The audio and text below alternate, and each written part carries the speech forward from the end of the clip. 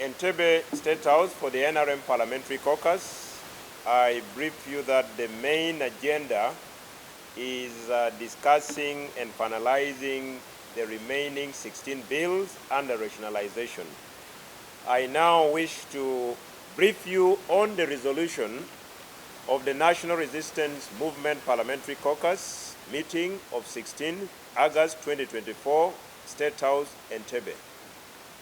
We, the members of the National Resistance Movement Parliamentary Caucus, assembled at State House, Entebbe, today, Friday, 16 August 2024, committed to fulfilling the NRA/M historical mission for the socio-economic transformation of Uganda, mindful of the strategic importance of rationalization of government agencies and public expenditure, RAPEX, warmly appreciative of the keynote address and guidance of His Excellency General Museveni, President of the Republic of Uganda, and the NRM National Chairperson, which centered on RAPEX by emphasizing the NRM's mass-line approach. Having exhaustively discussed the keynote address of HE, the President, and the National Chairperson of NRM, including receiving a brief on rationalization of government agencies and public expenditure by the Minister of Public Service, do hereby resolve to defer the presentation of the rationalization of government agencies and public expenditure bills in Parliament, pending a meeting with His Excellency the President and the Committees of Agriculture, National Economy, and Finance, and thereafter hold another NRM Parliamentary Caucus meeting. Signed, Obua Dennis Amson, Government Chief Whip, Chairperson, NRM Parliamentary Caucus. We must remind ourselves why we took the direction of rationalization.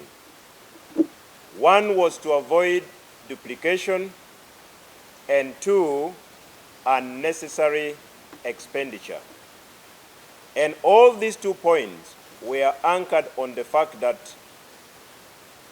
these organizations, these entities, money-making or money-generating or money-consuming entities. That is what is guiding the debate on rationalization, in principle. Now, on the questions, why the 3 committees? You know that majority of the bills are bills that will be processed through the Committee on Agriculture, in principle.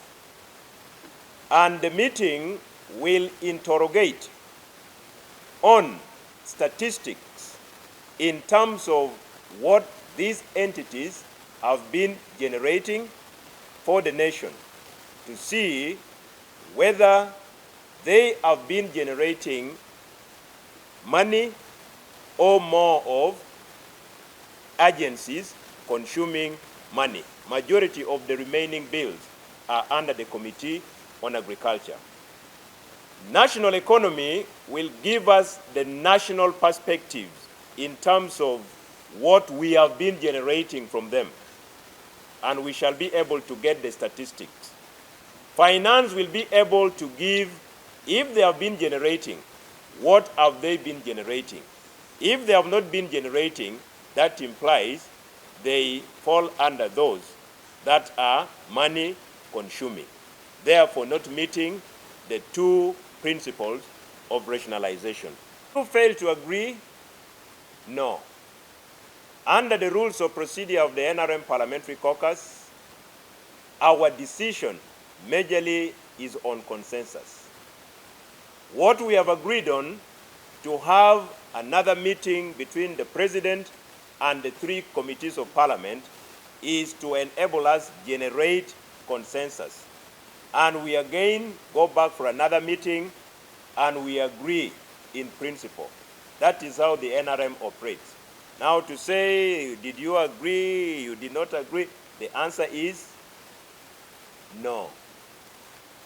We are still on the path of generating consensus anchored on evidence, anchored on statistics, anchored on figures, in order for us to make informed decisions on the remaining 16 bills under rationalization.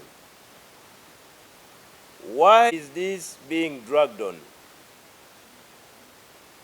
I would say, in the post-independence history of Uganda, this is the first time where we are having what I term as major political surgery in terms of rationalizing government by either repealing acts where these entities were created or amending the Constitution through provisions that established them, or merging them. This is the first of its kind, where 38 bills are introduced by government under one umbrella called rationalization. If any of you is alive to any other in the post-independence history, from the first, second, third, fourth, fifth, sixth, up to the 11th Parliament, you can challenge us here. But this is the first time. So we are very conscious in the decision we are taking. The 22 bills that were passed into law and assented to by the President, those that were assented to will definitely proceed. The 2 that were returned will also be reconsidered by Parliament.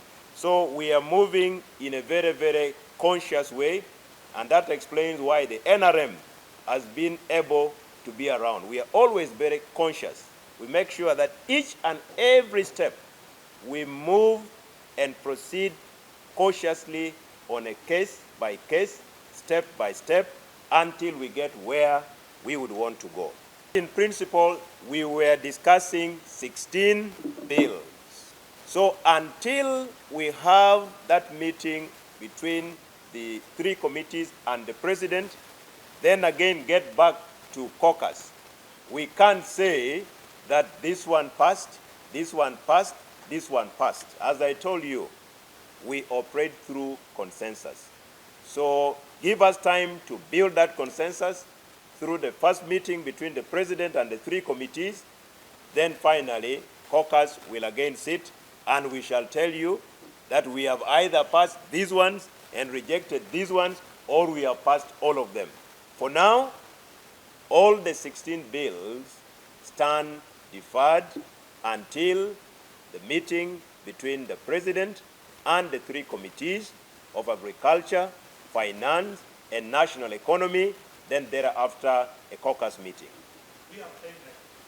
We are optimistic because caucus did not come with the timelines, but we are optimistic that in the month of September, we will be in a position to conclude on both meetings. For bills that were passed and assented to, they are now law. If there is any process of 1, 2, or 3 months, that is part of the transition under the law. Nothing less, nothing more. It is a transitional period. No more going back. That one is settled. Submissions that warranted this resolution, I have already explained this, that we want to interrogate further, basing on the core reason why we are rationalizing. We are interrogating further. These committees will also come with statistics. His Excellency the President, you know, he will also have his statistics. Then we shall compare notes, then agree, then now move to caucus. That is the reason why we came out with this resolution. I cannot now say this member said this one said this, but in a nutshell, were issues of Chitezi and censure motion raised in this caucus? No. Why? Chitezi will be debated through a presentation of a paper for consideration in the Monday cabinet meeting. And I believe the resolution of cabinet is definitely having some force and can be enforced. So that is why this matter was not raised. But the NRM Parliamentary Caucus, at a moment of silence in memory of fellow countrymen and women who perished in this disaster at Kitezi. On the censure motion, this is a matter in court. Even when the president highlighted on the fight against corruption, I believe he wanted to use examples of the cases in court. He had to remind himself that as a law-abiding citizen, as the one who restored constitutionalism in this country and the rule of law, he should respect that doctrine of discussing whatever is in court. So that discussion was not there. Thank you.